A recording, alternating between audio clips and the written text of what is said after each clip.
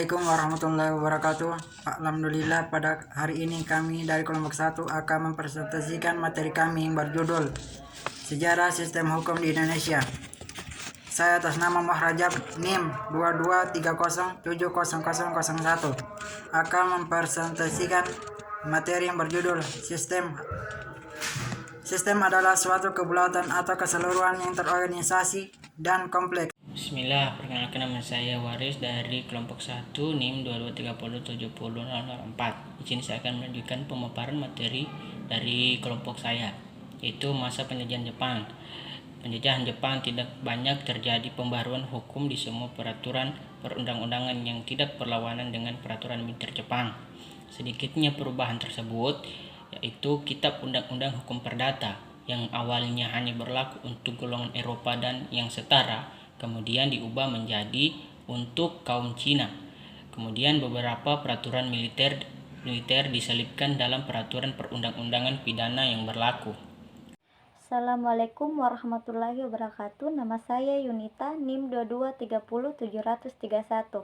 Baik, saya akan melanjutkan materi ini tentang era demokrasi terpimpin. Perkembangan dan dinamika hukum di era ini menghapuskan doktrin pemisahan kekuasaan dan menduduki MA dan badan-badan pengadilan di bawah lembaga eksekutif. Mengubah lambang hukum Dewi Keadilan menjadi pohon beringin, yang berarti pengayoman. Memberikan kesempatan kepada eksekutif untuk ikut campur tangan secara langsung atas proses peradilan sesuai undang-undang. Assalamualaikum warahmatullahi wabarakatuh. Perkenalkan, nama saya Rafiqo Usman, NIM 22307012. Oke, saya akan melanjutkan materi yang telah disampaikan oleh teman saya, yaitu unsur-unsur hukum.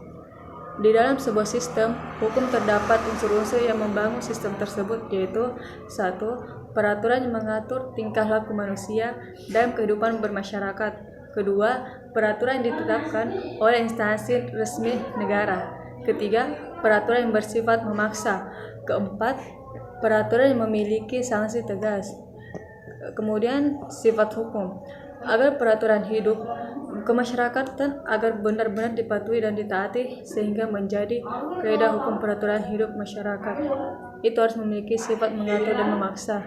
Bersifat memaksa agar orang-orang mentaati, taat tertib dalam masyarakat, serta memberikan sanksi yang tegas berupa hukuman terhadap siapa yang tidak mau patuh mentaati.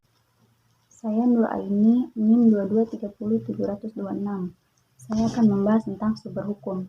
Sumber hukum merupakan segala sesuatu yang menimbulkan aturan-aturan yang mempunyai kekuatan-kekuatan yang bersifat memaksa, yakni aturan-aturan yang jika dilanggar mengakibatkan sanksi yang tegas dan nyata. Kemudian sumber hukum ini dibagi menjadi dua, yaitu sumber hukum material dan sumber hukum formil. Yang pertama, sumber hukum material merupakan sumber hukum yang dapat dilihat dari segi isinya, misalnya KUH pidana. Dalam KUH pidana, segi materialnya adalah mengatur tentang pidana umum, kejahatan, dan pelanggaran. Kemudian yang kedua, sumber hukum formil adalah sumber hukum yang menentukan bentuk dan sebab terjadinya sebuah peraturan atau kaidah hukum yang sudah berlaku atau diketahui oleh umum.